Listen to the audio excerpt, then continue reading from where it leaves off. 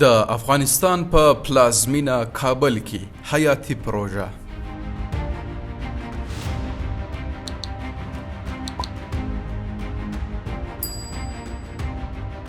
نن غواړو د یوې مهمې او حیاتي پروژې په اړه خبرې وکړو. هغه پروژه چې د کابل د زرګونو خلکو ژوند بدل کړی دی. له پغمان څخه د کابل ښکلي ښار ته د څښاک د اوبو د لیږد پروژه چې په افغانستان کې له یوه سترو او پیچلو زیربنایي پروژو څخه ده. له ما سره یو ځای سئ ترڅو د دې سترې پروژې په اړه ګام په ګام تاسو ته معلومات درکړم چې دا پاکې او تازه اوبه څنګه د کابل د خلکو کورونو ته رسیږي. له پغمان څخه کابل ته د څښاک د اوبو د لیږد پروژې پیل له کلونو راهیسې د اجنډا په سر کې دی. دا پروژه د دې لپاره طرحه شوې چې د کابل ښار مخ پر زیاتېدونکي نفوس ته د څښاک اوبه ورسوي. پغمان د اوبو د بډایه سرچینو له امله د اصلي سرچینې په توګه غوره شوی. دا پروژه د 200 میلیونه افغانیو په ارزښت پلې شوې او ګټې اخیستنې ته ورکول شوې ده. په لومړي سر کې 2 څاګان کیندل شوي. دا اوبه د 450 مليمتري پایپ په واسطه د 11380 مترو په اوږدوالي سره د 10,000 متره مکعب په مساحت سره د کابل ښار په باغ بالا سیمه کې یو ګودام ته لیږدول کیږي چې د ریګریشانو، کوټه سنګي، دیوري، مامورین کارتي او د نورو ګاونډیو سیمو 14,000 کورنۍ له اوبو څخه ګټه پورته کوي.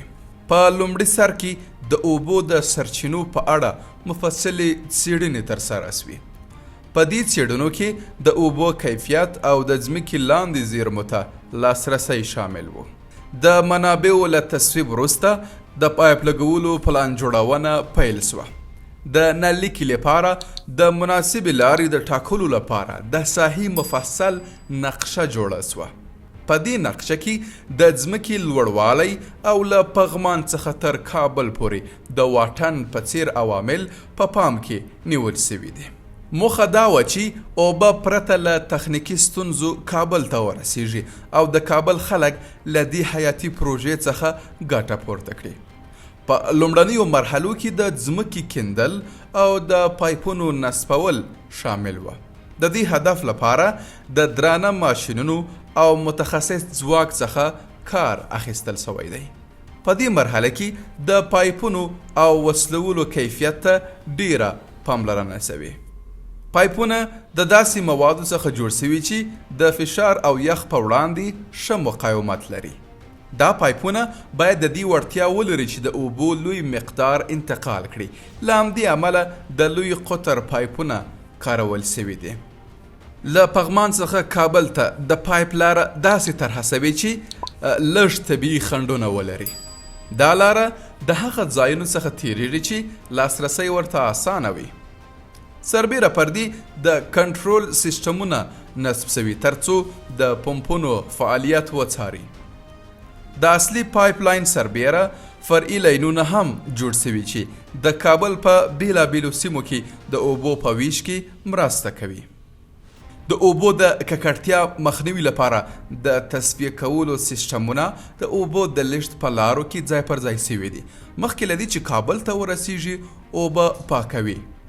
همدارنګه په مختلفو ځایونو کې د اوبو ذخیره کولو ټانکونه جوړ شوي چې د بیړني حالت لپاره د اوبو ذخیره کولو کې مرسته کوي.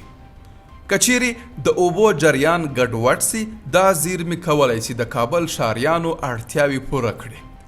له پغمان څخه کابل ته د اوبو د لیږد پروژې ځینې اوسنۍ اړتیاوې پوره کړي او د راتلونکي لپاره هم پلانونه شته. د پایپونو او تجهیزاتو ظرفیت دومره دی چې د کابل د مخ پر ودې نفوس اړتیاوې پوره کوي.